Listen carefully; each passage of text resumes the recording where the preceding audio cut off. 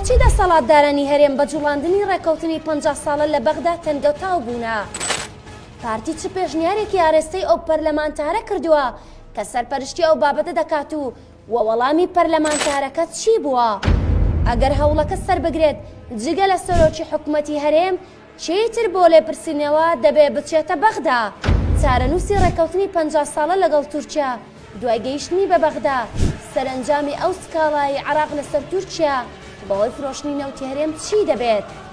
بە گوێرەی بەدواداچوونێکی ڕۆژنامەنووس دڵشاد مەجید بەم زوانە لێپرسینەوە لە مەلەفی گرێبەستی نەوتی 50 ساڵەی هەولێر و ئەنقەرە لە پەرلەمانی عێراق دێتە ئاراوە. داوا دەکرێت مەسرور بارزانی بچێتە بەردەم پەرلەمانی عێراق بۆ ڕوونکردنەوەدان لەسەر گرێبەستی 50 ساڵە. پارتی لە ڕێگەی ڤیان سەبری هەوڵی بەرتیلدان و هێنانە هەولێری ئەو پەرلەمانتارە دەدات کە هەڵساوە بە بەرزکردنەوەی داواکە. بە گوێرەی بەدواداچوونی ئەو ڕۆژنامەنووسە عەبدولهادی موحان سەعداوی پەرلەمانتاری عێراق لەسەر لیستی دەوڵەتی قانونی نووری مالکی پرسی گرێبەستی 50 ساڵەی نێوان هەرێم و تورکیای لە پەرلەمانی عێراق هێناوەتە بەرباز.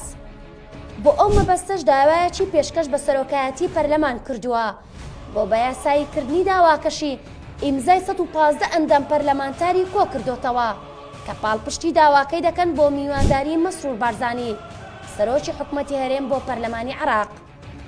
لەم دوایەدا داوا دەکات بۆ دەرخستنی پرسی شەفافیەت لە بەرهەمێنان و ناردەندەرەوەی نەوت و گرێبەستەکانی نەوتی هەرێم بە گرێبەستی 50 ساڵەوەش بۆ لێپرسینەوە و ڕوونکردنەوەی زیاتر بەو گرێبەستە داوا لە سەرۆکایەتی پەرلەمان دەکات کە میوانداری هەریەکە سەرۆکی حکوومەتی هەرێم و وەزیری نەوتی عێراق و وەزیری سامانە سروشتەکانی هەرێم و بەڕێوەبەری کۆمپانیای سۆمۆ بکات بۆ بەرچاوڕوونی و ڕوونکردنەوەی ئەو ڕێکەوتنە لە بوارەکانی ئابووری و ئاسایش و ئامانج و سوود و زیانەکانی.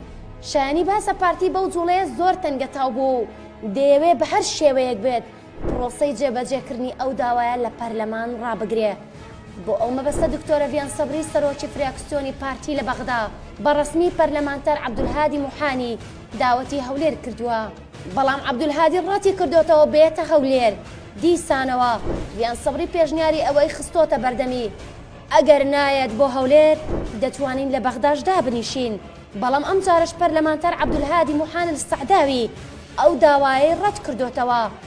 هاوکات بە گوێرەی بەدواداچوونی ستاندەر تورکیا و حکوومەتی هەرێم مەترسی گەورەیان ئەوەیە کە ئەو داوایی پێشتر حکوومەتی عێراق لە سەردەمی حەیدەر عەبادی دژ بە هەناردەی نەوتی هەرێم لە ڕێگەی تورکیاوە دژ بە وڵاتەی تۆمار کردووە جارێکی تر بورژێنرێتەوە.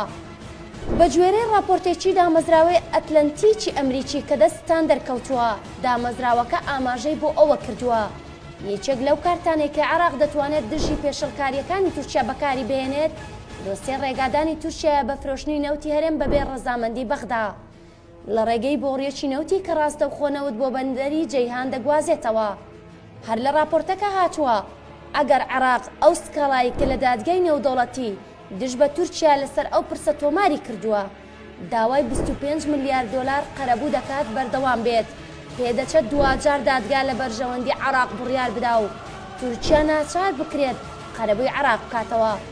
ئەوەش گورزێکی کاریگەر دەبێت لە ڕێکەوتنی 50 ساڵە و کۆتایی هێنان بەو شێوازە مامەڵەکردن و سودمەندبوونەی تورکیا لە نەوتی هەرێم.